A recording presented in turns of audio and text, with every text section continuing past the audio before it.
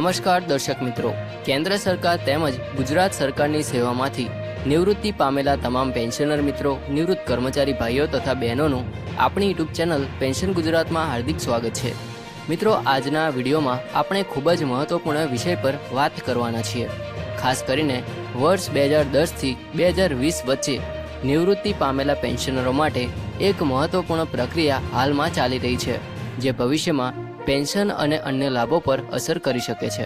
તેથી આપ સૌને વિનંતી છે કે આ વિડીયોને અંત સુધી જરૂરથી જોતા રહેજો, કારણ કે વચ્ચે એવી માહિતી શેર કરવામાં આવે છે જે કદાચ ઘણા પેન્શનર મિત્રો સુધી હજુ પહોંચી નથી। તો મિત્રો, કેન્દ્ર સરકારે 8મા કેન્દ્રીય પગાર પંચ માટે કામગીરીને વધુ ઝડપ આપવા માટે ઓનલાઈન ડેટા સબમિશનની પ્રક્રિયા શરૂ કરી છે। આ પ્રક્રિયાનો મુખ્ય હેતુ કર્મચારીઓ, પેન્શનરો, કર્મચારી સંગઠનો અને સંબંધિત વિભાગો પાસેથી જરૂરી માહિતી એકત્રિત કરવાનો છે, જેથી ભવિષ્યની ભલામણો વધુ વ્યાપક અને વાસ્તવિક બની શકે। ઘણા પેન્શનર મિત્રો એવો પ્રશ્ન પૂછે છે કે શું સામાન્ય પેન્શનર પણ પોતાની વાત રજૂ કરી શકે? તો તેનો જવાબ એવો છે કે કમિશન દ્વારા નક્કી કરવામાં આવેલી પ્રક્રિયા મુજબ નોંધાયેલ સંસ્થાઓ, વિભાગો, કર્મચારી સંગઠનો તથા અધિકૃત હિતધારકો પાસેથી માહિતી લેવામાં આવી રહી છે। તેથી જો તમે કોઈ માન્ય પેન્શનર એસોસિએશન સાથે જોડાયેલા હોય તો તેમના માધ્યમથી પણ સૂચનો મોકલી શકાય છે। મિત્રો, કમિશને સ્પષ્ટ કહ્યું છે કે માહિતી ઓનલાઈન પોર્ટલ દ્વારા જ સ્વીકારવામાં આવશે, એટલે કે માત્ર કાગળ પર અરજી મોકલવાથી અથવા સામાન્ય ઈમેલ મોકલવાથી તે સ્વીકારવામાં આવશે નહીં। જે પણ માહિતી મોકલવાની હોય તે નિર્ધારિત ઓનલાઈન પ્રક્રિયા મુજબ જ મોકલવી પડશે। હવે આપણે વાત કરીએ સૌથી મહત્વપૂર્ણ બાબત વિશે, જે છે ડેટા સબમિટ કરવાની અંતિમ તારીખ 30 જૂન 2026 રાખવામાં આવેલ હતી। એટલે અત્યારે તો 30 જૂન રાખવામાં આવી છે, તો તમારે કરવાનું હોય તો કરી દેજો। એટલે જે સંસ્થાઓ અથવા અધિકૃત હિતધારકો હજી સુધી પોતાની માહિતી મોકલી શક્યા નથી, તેમણે આ સમય મર્યાદા પહેલાં પ્રક્રિયા પૂર્ણ કરવી ખૂબ જ જરૂરી છે। મિત્રો, 8મું પગાર પંચ માત્ર વર્તમાન કર્મચારીઓ માટે જ નહીં, પરંતુ લાખો પેન્શનરો માટે પણ મહત્વ ધરાવે છે, કારણ કે ભવિષ્યમાં પેન્શનનું માળખું, ફિટમેન્ટ ફેક્ટર, વિવિધ ભથ્થાઓ અને અન્ય નાણાકીય બાબતો અંગે ભલામણો આ કમિશન દ્વારા કરવામાં આવશે। ઘણા લોકો પૂછે છે કે આખરે આ ભલામણો ક્યારે આવશે? તો મિત્રો, હાલની માહિતી મુજબ કમિશન દેશના વિવિધ શહેરોમાં બેઠક યોજીને કર્મચારી સંગઠનો, પેન્શનર સંસ્થાઓ અને વિવિધ મંત્રાલયોના પ્રતિનિધિઓ સાથે ચર્ચા કરી રહ્યું છે। આ બેઠકોમાં મળેલા સૂચનોનું વિશ્લેષણ કર્યા બાદ અંતિમ અહેવાલ તૈયાર કરવામાં આવશે। અહીં એક ખાસ વાત ધ્યાન રાખવાની છે કે ઘણા સોશિયલ મીડિયા પ્લેટફોર્મ પર એવી વાતો ચાલી રહી છે કે 8મા પગાર પંચનો લાભ તરત જ મળી જશે અથવા ચોક્કસ તારીખે પેન્શનમાં મોટો વધારો થશે, પરંતુ હાલમાં આવી કોઈ સત્તાવાર જાહેરાત કરવામાં આવી નથી। તેથી અફવાઓ પર વિશ્વાસ કરવાને બદલે માત્ર અધિકૃત માહિતી પર જ વિશ્વાસ રાખવો જોઈએ। મિત્રો, અગાઉના પગાર પંચોના અનુભવથી પરથી જોવામાં આવે તો કમિશન પોતાની ભલામણો સરકારને સોંપે છે, ત્યારબાદ સરકાર તેની સમીક્ષા કરે છે અને પછી અમલીકરણનો નિર્ણય લેવામાં આવે છે। એટલે આખી પ્રક્રિયામાં સમય લાગી શકે છે। આથી પેન્શનર મિત્રો માટે સૌથી જરૂરી બાબત એ છે કે તેઓ ધીરજ રાખે અને માત્ર વિશ્વસનીય સ્ત્રોતો પરથી જ માહિતી પર આધાર રાખે। તો મિત્રો, જો તમે કોઈ પેન્શનર એસોસિએશન સાથે જોડાયેલા હોય તો સમયાંતરે તેમની બેઠકમાં હાજરી આપતા રહો, કારણ કે આવી સંસ્થાઓ દ્વારા ઘણી વખત મહત્વપૂર્ણ માહિતી અને માર્ગદર્શન આપવામાં આવતું હોય છે। મિત્રો, હવે એક ખૂબ જ મહત્વની વાત સમજીએ તો ઘણા પેન્શનર મિત્રોનો એવો પ્રશ્ન પૂછે છે કે શું 8મા પગાર પંચનો લાભ માત્ર હાલના કર્મચારીઓને જ મળશે કે પછી નિવૃત્ત પેન્શનરોને પણ તેનો લાભ મળશે? તો મિત્રો, અગાઉના તમામ પગાર પંચોના અનુભવ પરથી જોવામાં આવે તો જ્યારે પણ નવું પગાર પંચ અમલમાં આવે છે ત્યારે તેની અસર માત્ર સેવા આપતા કર્મચારીઓ સુધી મર્યાદિત રહેતી નથી, પરંતુ ફેમિલી પેન્શન, ફિટમેન્ટ ફેક્ટર અને અન્ય અનેક નાણાકીય બાબતો પર પણ તેની અસર જોવા મળે છે। જો કે અંતિમ નિર્ણય સરકાર દ્વારા કમિશનની ભલામણો સ્વીકાર્યા બાદ જ લેવામાં આવે છે।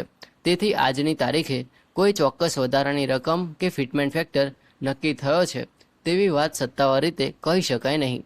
મિત્રો, હાલમાં સોશિયલ મીડિયા પર અનેક પ્રકારના વિડીયો વાયરલ થઈ રહ્યા છે, જેમાં કહેવાય છે કે પેન્શનમાં 2.86 ફિટમેન્ટ ફેક્ટર લાગુ થશે, કોઈ કહે છે કે 3 થશે, તો કોઈ સીધા 40થી 50% વધારાની વાત કરે છે।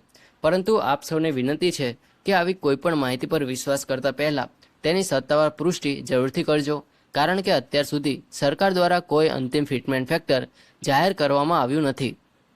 તેથી અફવાઓને કારણે કોઈ નિર્ણય લેવો યોગ્ય નથી. મિત્રો, હવે આપણે વાત કરીએ કે આ ડેટા સબમિશનની પ્રક્રિયા શા માટે એટલી મહત્વપૂર્ણ છે.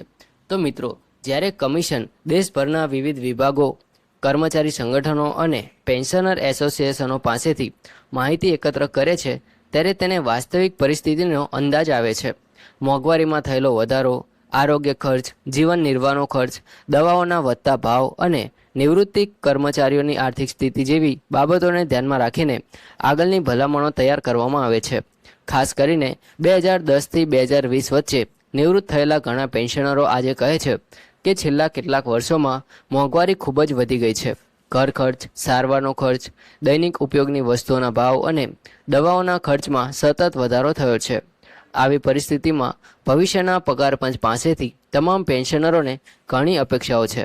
મિત્રો, ઘણા દર્શકોનો બીજો પ્રશ્ન હોય છે કે ગુજરાત રાજ્યના પેન્શનરોને પણ તેનો લાભ મળશે?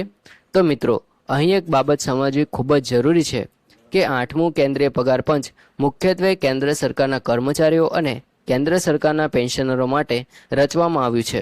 જો કે ઘણા રાજ્યો પછીથી કેન્દ્ર સરકારના નિર્ણયોને ધ્યાનમાં રાખીને પોતપોતાના સ્તરે નિર્ણય લેતા હોય છે, એટલે રાજ્ય સરકાર દ્વારા અલગથી નિર્ણય લેવો પડે છે. તેથી હાલમાં ગુજરાત સરકાર તરફથી કોઈ અલગ સત્તાવાર જાહેરાત કરવામાં આવી નથી. મિત્રો, કમિશન દેશના વિવિધ શહેરોમાં બેઠકો યોજી રહ્યું છે. લખનઉ, ભુવનેશ્વર અને કોલકાતા જેવા શહેરોમાં હિતધારકો સાથે ચર્ચા કરીને તેમની રજૂઆતો સાંભળવામાં આવી રહી છે. આ ચર્ચાનો મુખ્ય હેતુ એ છે કે તમામ વર્ગોના કર્મચારીઓ અને પેન્શનરોની સમસ્યાઓને નજીકથી સમજી શકાય અને અંતિમ ભલામણોમાં તેનો સમાવેશ થઈ શકે. મિત્રો, એક મહત્વની બાબત એ પણ છે કે કમિશન માત્ર પગાર વધારાની ચર્ચા જ નથી કરતું. તેમાં પેન્શનનું માળખું, ફેમિલી પેન્શન, વિવિધ પ્રકારના ભથ્થા, મેડિકલ સુવિધાઓ અને અન્ય નાણાકીય લાભો અંગે પણ વિસ્તૃત અભ્યાસ કરવામાં આવે છે. એટલે આગામી મહિનાઓમાં આ તમામ મુદ્દાઓ પર વધુ સ્પષ્ટ માહિતી સામે આવવાની શક્યતા છે.